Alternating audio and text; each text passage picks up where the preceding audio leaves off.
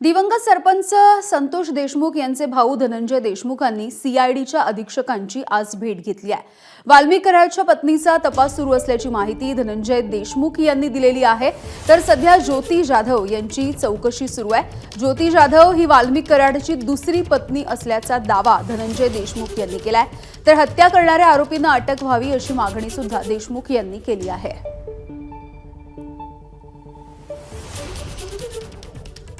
Ladies आहेत, वाल्मिक कराड यांच्या दुसऱ्या पत्नी आहेत ज्योती जाधव, त्यांची चौकशी चालू आहे। तुम्हाला बोलवलं होतं का तुम्ही स्वतः? आम्ही स्वतः आलो होतो। धनुभाऊ तुम्ही हायकोर्टामध्ये याचिका दाखल केली? मी बोलतो त्याच्यावर उद्या नंतर। कशामुळे केली थोडीशी माहिती फक्त मला असावी. नंतर उद्या बोलतो मी तुम्हाला।